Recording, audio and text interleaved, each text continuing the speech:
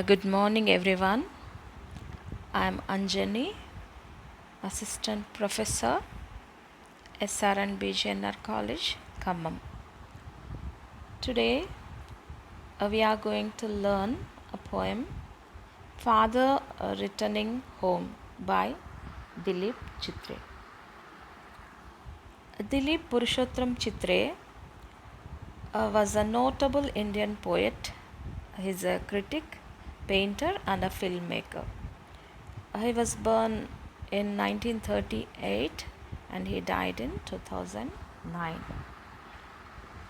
Now let's read the poem. Listen to me carefully and try to repeat after me. Father returning home. My father travels on the late evening train. My father travels on the late evening train, standing among silent commuters in the yellow light. Standing among silent commuters in the yellow light. Suburbs slide past his unseeing eyes. Suburbs slide past his unseeing eyes.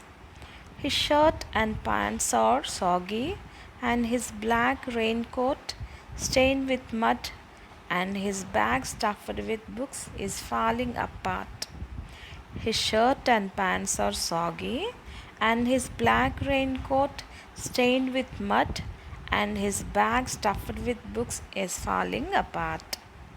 His eyes dimmed by age fade homeward through the humid monsoon night.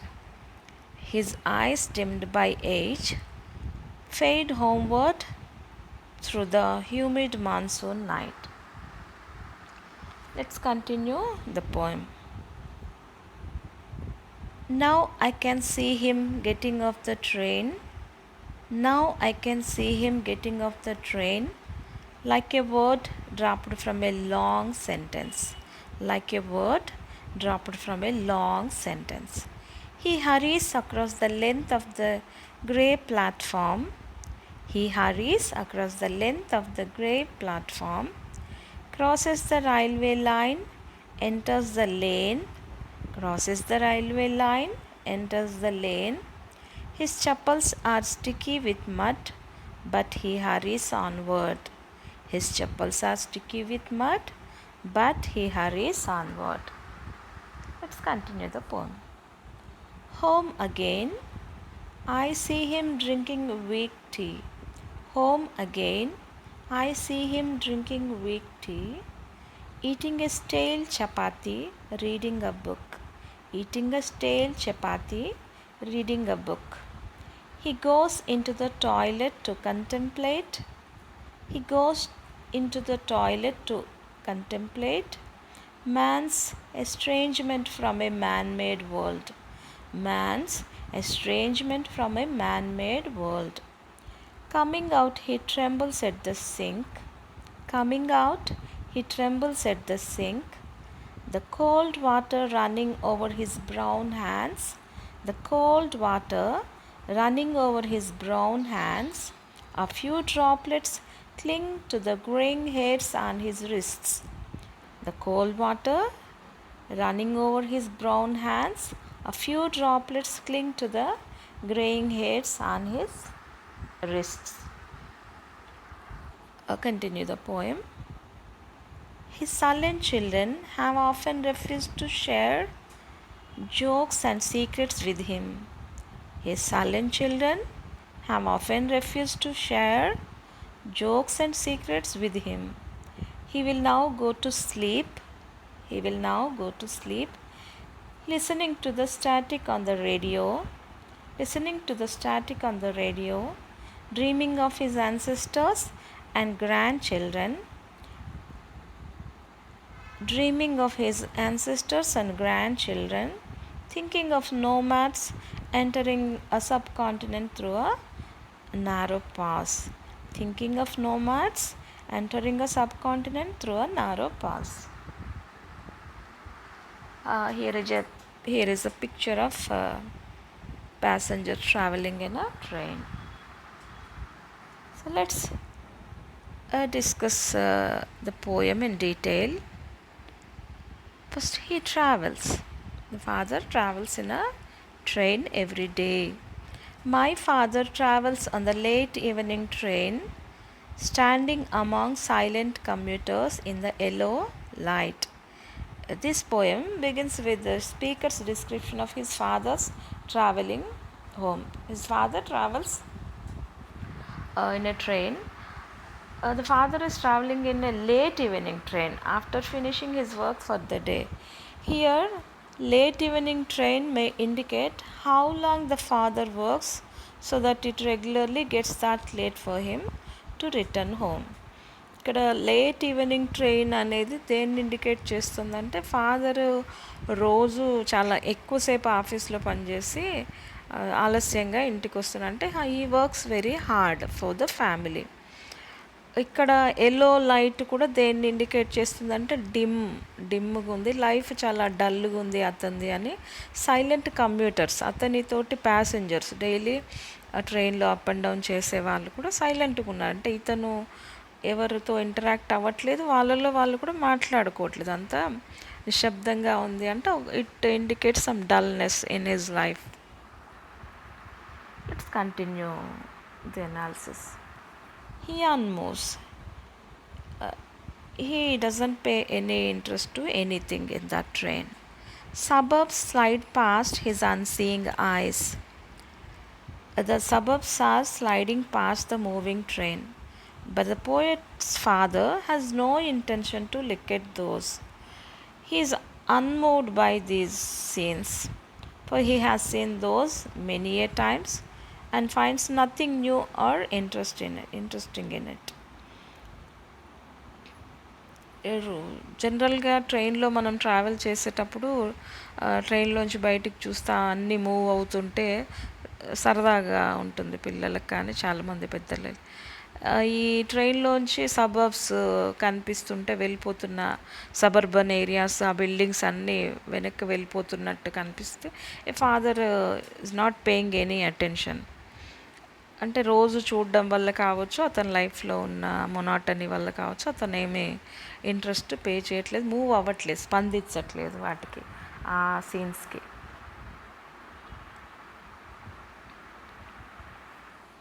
He struggles. In these lines, the poet describes the struggles of his father. His shirt and pants are soggy, and his black raincoat stained with mud, and his bag stuffed with books is falling apart. ఈ sentences మళ్ళీ మళ్ళీ ఎందుకు వచ్చాయంటే మీకు యానిటేషన్స్కి use అవుతుంది, ఈజీగా poem గుర్తుపడతారు. ఈ సెంటెన్సెస్ మీనింగ్ కూడా ఏ సెంటెన్స్ వచ్చినా వాటికి సంబంధించిన మీనింగ్ ఈజీగా రాయగలుగుతారు. You know the reference and you know the context and you can write the meaning if you go through all the lines clearly. Okay, so now the poet makes us know that it was a rainy day. In these lines, the poet indicates that it was a rainy day. His father's dresses are all wet with the rainwater, and his black raincoat is damaged with mud. His dress, pants and shirt wet in rainwater, and his raincoat is with full of mud. The bag he was carrying was stuffed with books and he was struggling to handle it. మనం ఎప్పుడైనా books ఎక్కువ ఉన్న bags వేసుకొని ఉంటాం కాలేజ్కి వచ్చేటప్పుడు, ఎక్కువ బరువు ఉంటే హ్యాండిల్ చేయలేము నడిచేటప్పుడు కానీ బస్ ఎక్కేటప్పుడు దిగేటప్పుడు చాలా ప్రాబ్లం ఫేస్ చేస్తూ ఉంటాం, అది మనందరికీ తెలుసు. So his father also facing the same problem. He's facing difficult to handle the bag with books, right?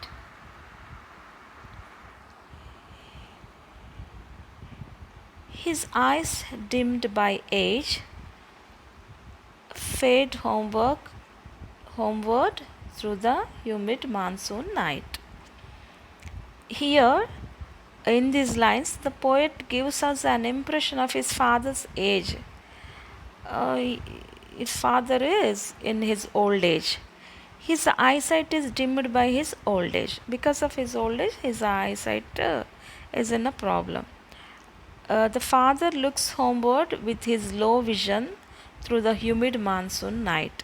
The gloomy atmosphere also adds to the dullness of his life. Poet ఇక్కడ weather చాలా గ్లూమీగా ఉంది అని దాన్ని poets father లైఫ్లో ఉన్న dullness తోటి compare చేస్తున్నాడు. Age వల్ల అతని ఐసైట్ సరిగ్గా లేదు, అయినా సరే ఆ ఐసైట్ తోటి అతని ఇంటికి వెళ్ళాలి, ఇంటి వైపుగా వెళ్ళాలనే ఆతృతతో ఉన్నాడు. Next, he falls. Now I can see him getting off the train like a word dropped from a long sentence. Here in these lines, the poet used a beautiful simile, an interesting simile. He compared his father as a word dropped from a long sentence. The poet's father gets down from the train.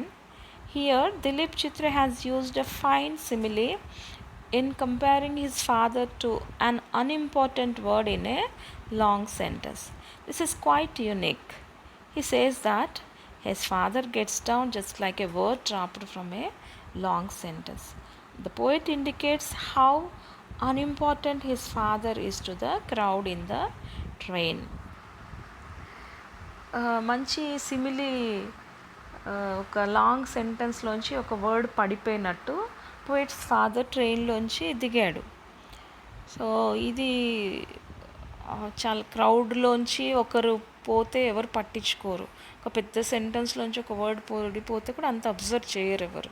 So father అక్కడ ఉన్న క్రౌడ్కి unimportant, చాలా ముఖ్యమైన వాడు కాదు అనే indication చెప్పడం కోసము ఒక యూనిక్ సిమిలీ, స్పెషల్ సిమిలీని యూస్ చేశాడు. అది అతను అన్ఇంపార్టెంట్ ఫాదరు అనేది ఎవరు పట్టించుకోరు, అక్కడ అతని ఉనికితో ఎవరికి సంబంధం లేదు అనే విషయాన్ని ఈ లైన్స్లో పోయిట్ చాలా క్లియర్గా చెప్పాడు. Next, he hurries across the length of the grey platform, crosses the railway line, enters the lane. His chappals are sticky with mud, but he hurries onward. After getting off the train, the father hurries toward his home. He crosses the grey platform and the railway line and finally enters the lane. He is sticky with mud. Chappals can't prevent him hurrying onward. ఎవరైనా సరే మనం ఏదన్నా train bus దిగినప్పుడు గబగబా ఇంటికి, ఆ వాతావరణం ఎలా ఉన్నా సరే ఇంటికి ఫాస్ట్గా వెళ్ళిపోవడానికి ట్రై చేస్తూ ఉంటాం. అలాగే ఫాదర్ కూడా చాలా త్వరగా ఇంటికి వెళ్ళిపోవాలని చూస్తున్నాడు. ఆ ప్లాట్ఫామ్ దాటేసి ఆ లేన్లోకి ఎంటర్ అయిపోయాడు. అతన్ని వర్షము, బురద వల్ల అతని చెప్పులు సహకరించకపోయినా సరే అతను ఇంటికి వెళ్ళే తొందరలోనే ఉన్నాడు. ఆ వాతావరణం కూడా అతని పరిస్థితులు ఏమి బాగలేవు అనేది ఇండికేట్ చేస్తుంది. There are 2 stanzas in this poem. Now we are going to analyze the second stanza. Home again, I see him drinking weak tea, eating a stale chapati, reading a book. Here weak tea, యాక్చువల్గా మనం మంచి tea తాగామని చెప్పడానికి strong tea అనే word వాడుతుంటాము. అంటే రంగు, రుచి, చిక్కదనం ఇవన్నీ బాగుంటే మంచి టీ అని చెప్పుకుంటాం కదా. ఇతను వీక్ టీ అంటే ఆపోజిట్ ఆఫ్ స్ట్రాంగ్ టీ, సరిగ్గా లేని టీ, అంటే చప్పగా సరిగ్గా చేయని టీని తాగుతున్నాడు. Eating a stale chapati, fresh కాని చపాతి, నిలవన్న చపాతి తాగుతూ he is reading a book. The poet says his father reach home again like the other days. Then he see him drink weak tea and eat a stale chapati. Here the poet hints at how nobody cares for him even at home. ట్రైన్లో ఫాదర్ని ఎవరు పట్టించుకునే వాళ్ళు లేరు, అతనితో ఎవరు మాట్లాడే వాళ్ళు లేరు. సో ఇంటి దగ్గర కూడా అతని పరిస్థితి అదే, సైలెంట్గా తనకి మంచిగా లేని టీ తాగి పాడైపోయిన చపాతీ తింటూ సైలెంట్గా ఉన్నాడు. ఎవరు పట్టించుకోరు అతన్ని అనేది ఇక్కడ మనకి అర్థమవుతుంది. But the man does not have any complaint with his tea or food as he is used to it. He doesn't have any complaint against his family members because he used to do it regularly. He goes into the toilet to contemplate man's estrangement from a man made world. Now, the speaker's father goes into the toilet with a thought of how men become isolated from the man made world. ఇక్కడ contemplate అంటే డీప్గా different వేస్లో ఆలోచించడం, దీర్ఘాలోచనలో మునిగిపోవడం, మిగతా ప్రపంచం నుంచి సంబంధం లేకుండా అయిపోవడం. ఎస్ట్రేంజ్మెంట్ అంటే ఐసోలేట్ అవ్వడం, అసలు సెపరేట్ అవ్వడం, మ్యాన్ మేడ్ వరల్డ్ నుంచి సెపరేట్గా అయిపోయి తన ఆలోచనలో తను మునిగిపోవడం. ఐసోలేషన్ అనే వర్డ్ కూడా వాడచ్చు, సెపరేషన్, ఐసోలేషన్ అండ్ ఎస్ట్రేంజ్మెంట్కి meaning. Contemplate is thinking deeply. And this line nearly sums up the theme of the entire poem. The father is indeed aware of his estranged situation and hopes to find some support in the family when he hurries towards his home. But the hope is diminished as he reaches and finds the same indifference there. యాక్చువల్గా father అంత ఎవరు పట్టించుకొని వాతావరణంలోంచి ఇంటికి హరీగా వచ్చింది, ఇంట్లో వాళ్ళు ఏమైనా respond అవుతారేమో అనే ఆశ లోపల ఉంటుంది. కానీ ఇంటికి వచ్చేటప్పటికి ఎవరు పట్టించుకోకపోతే అది కూడా పోతుంది, ఆశ పోయి ఇండిఫరెన్స్ బిహేవియర్ అంటే అంటి ముట్టనట్టు పట్టించుకొనితనం, ఇండిఫరెన్స్, అంటి ముట్టకుండా అతనితో ఉండేది. అక్కడ తిరిగి అదే కనిపించింది అతనికి. కాబట్టి అతనికి ఇంట్లో వాళ్ళు పాజిటివ్గా రెస్పాండ్ అవుతారనే ఆశ అలా చచ్చిపోయింది. ఏమీ లేదు, యాజ్ యూజువల్గా డైలీ ఎట్లాంటి వాతావరణం ఉందో ఇండిఫరెన్స్ అట్మాస్ఫియరే అక్కడ ఉంది. Coming out he trembles at the sink, the cold water running over his brown hands. A few droplets cling to the graying hairs on his wrists. The father comes out to the toilet and goes to wash his hands at the wash basin. Here the speaker tells that the hands are trembling. Father's hands are trembling at the sink when the cold water was running down his brown hands.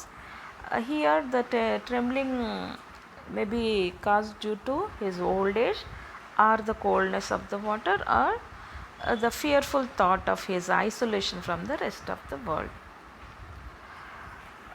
Father బయటకు వచ్చిన తర్వాత అతని చేతులు hands wash చేసుకునేటప్పుడు చేతులు వణుకుతూ ఉంటాయి. అది ఓల్డ్ ఏజ్ వల్ల అయినా అయి ఉండొచ్చు, వచ్చే చల్లటి వాటర్ వల్ల అయి ఉండొచ్చు, అతను ఎవరు పట్టించుకోనితనంలోంచి వచ్చిన భయం వల్ల కూడా అయి ఉండొచ్చు అనేది పోయెట్ ఈ లైన్స్లో చాలా క్లియర్గా చెప్తున్నారు. He suffers. His sullen children have often refused to share jokes and secrets with him. Sullen children, here sullen children, ill-tempered or bad-tempered children. Now the poet goes on to talk about the old man's relationship to his family members. In these lines, the poet gives a picture of the nature of the family members or children of the family members of the old man. His bad-tempered children refuse to share jokes and secrets with him. జనరల్గా ఈ పిల్లలనే కాదు, చాలామంది పిల్లలు ఇంట్లో ఎవరన్నా పెద్దవాళ్ళు ఉంటే ఓల్డ్ ఏజ్ వాళ్ళతో మాట్లాడడానికి కానీ, జోక్స్ చెప్పడానికి కానీ, వాళ్ళ థింగ్స్ షేర్ చేసుకోవడానికి కానీ అసలు ఇష్టపడరు. ఓల్డ్ ఏజ్ వాళ్ళు అనగానే ఏదో పనికిరాని వస్తువుల్లాగా, వాళ్ళకి సంబంధం లేని విషయంలాగా, ఎప్పుడు పోతారు అసలు వీళ్ళు, లేకపోతే బాగుండని చాలామంది పిల్లలు ఉంటారు. సో ఇది ఒక ఇండికేషన్, చాలా ఫ్యామిలీస్కి రిప్రజెంటేషన్ ఈ ఫ్యామిలీ. యాక్చువల్గా ఈ పోయంని దిలీప్ చిత్రే వాళ్ళ ఫాదర్ గురించే రాశారు. కానీ తర్వాత ఏమైందంటే చాలామంది ఫాదర్స్కి ఇది రిప్రజెంటేషన్ అయింది. ఫాదర్స్కే కాదు, ఓల్డ్ ఏజ్ పీపుల్ ఎవరైనా కావచ్చు, మదర్స్ కూడా కావచ్చు. ఇంట్లో ఉండే ఓల్డ్ ఏజ్ పీపుల్ని ఎంత నిర్లక్ష్యంగా చూస్తారు, ఎంత నెగ్లెక్ట్ చేస్తారు, అసలు ఎంత ఇంపార్టెన్స్ ఇవ్వకుండా ఉంటారు అనే దానికి ఈ పోయం ఇంటి ఒక సింబల్గా తయారై చాలా ఫేమస్ అయింది. ఈ పోయం వల్ల కూడా దిలీప్ చిత్రి చాలా ఫేమస్ అయ్యాడు. ఈ తర్వాత రియలైజ్ అయ్యాడు అతను ఫాదర్కి ఇవ్వాల్సినంత ఇంపార్టెన్స్ అప్పుడు ఇవ్వలేదనేది he realised it later. So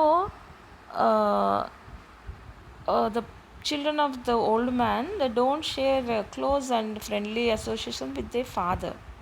Rather, they regard him as an outdated, unwanted burden. యాక్చువల్గా చిల్డ్రన్ అవుట్డేటెడ్ ఫాదర్ని అవుట్డేటెడ్గా అన్వాంటెడ్ బర్డన్గా ట్రీట్ చేస్తున్నారు ఇక్కడ.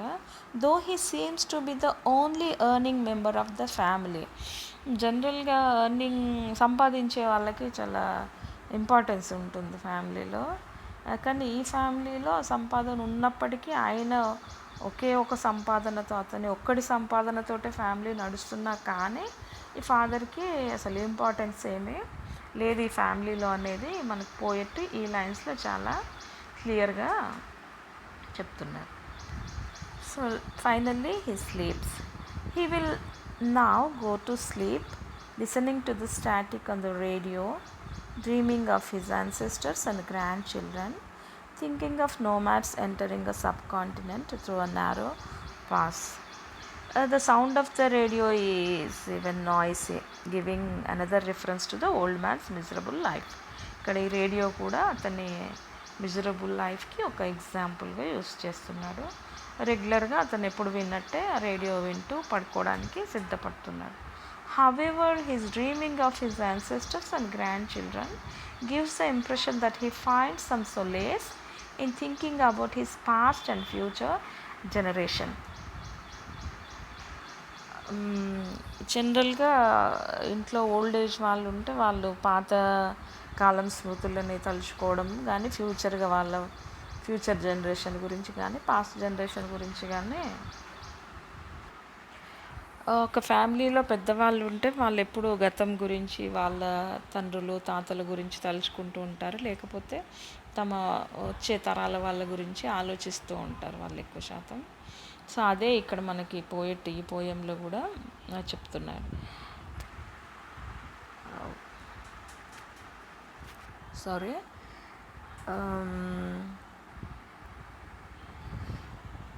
However, his dreaming of his ancestors and grandchildren gives the impression that he finds some solace in thinking about his past and future generation. It's an attempt to escape from his mundane routine life devoid of human contact. ఈ ఆలోచనలనే యాక్చువల్గా present ఉన్న ప్రపంచం నుంచి మనం పారిపోవడానికి, daily routine నుంచి దూరంగా ఉండడానికి జనరల్ ఇలాంటి ఆలోచనలో మునిగిపోతూ ఉంటాం మనం కూడా అప్పుడప్పుడు. Now this modern world has no place for the elderly people and has no one to think about their loneliness or care for them. It's true. ఇది ఈ రోజుల్లో ఎక్కడ చూసినా ఓల్డ్ ఏజ్ హోమ్స్ పెరిగిపోతున్నాయి. పిల్లలు లేని పేరెంట్స్కి షెల్టర్ కోసం ఓల్డ్ ఏజ్ హోమ్లో చేరారంటే ఓకే. 3 పిల్లలు 4 పిల్లలు ఉన్న పేరెంట్స్ కూడా, చాలా ఆస్తులు ఉన్న పేరెంట్స్ కూడా ఆస్తులను ఇచ్చేసిన తర్వాత పిల్లలు వెళ్ళగొడితే వాళ్ళు ఓల్డ్ ఏజ్ హోమ్లో చేరాల్సి వస్తుంది. అంటే ఏంటంటే ఎల్డర్ పీపుల్ని ఎవరు పట్టించుకోవట్లేదు. అవసరాలు తీరిపోయిన తర్వాత వీళ్ళు మనకి అవసరం లేదు, పాలు ఇచ్చిన రోజులు ఆవుని ఉంచేసి ఆ పాలు ఇవ్వడం ఆపేసిన తర్వాత దాన్ని చంపేయడానికి పంపిస్తూ ఉంటారు. సో పేరెంట్స్ పరిస్థితి కూడా దాదాపు చాలా ఫ్యామిలీస్లో అట్లాగే తయారైంది. దానికి నిదర్శనమే విపరీతంగా ఓల్డ్ ఏజ్ హోమ్స్ పెరిగిపోవడం. అంటే కొంతమంది డబ్బులు ఇచ్చి ఓల్డ్ ఏజ్ హోమ్స్కి పంపిస్తున్నారు, కొంతమంది అట్లాంటి ఏం కట్టకుండానే పంపించేస్తున్నారు.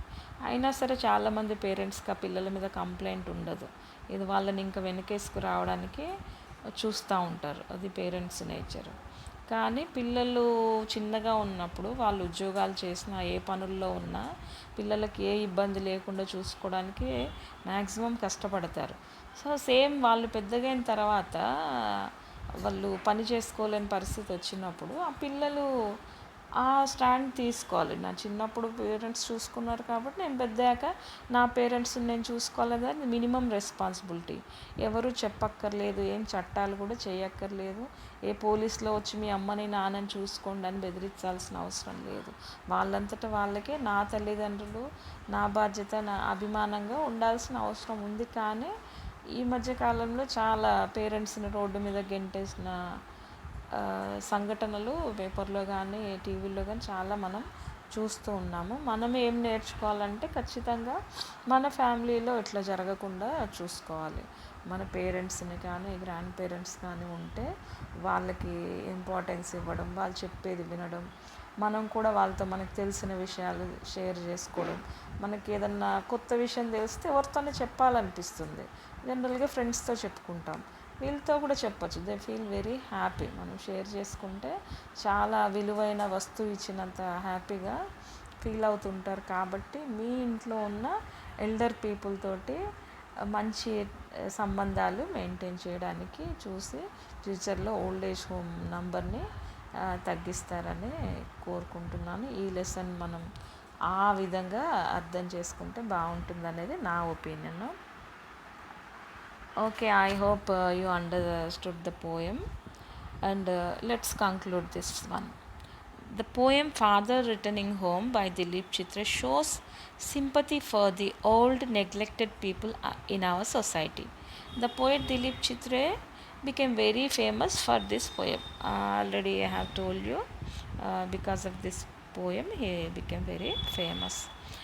The poem is a true account of the poet's father Purushottam Chitra's life in 1957 when they moved from Baroda to Mumbai. Dilip Chitra's father is Purushottam Chitra. Actually, this poem is an account of his life, his father's life, means Mr. Purushottam Chitra's life in 1957 when they moved from Baroda to Mumbai. The poem is the expression of the poet's feeling for his father at a later stage. Actually, he realized how he neglected his father in a later stage.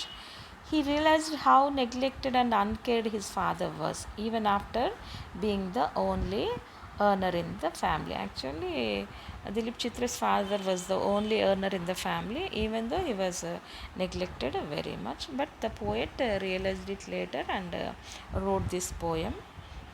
This poem became very famous because it's a symbol of the elder people's condition in everywhere, in every family.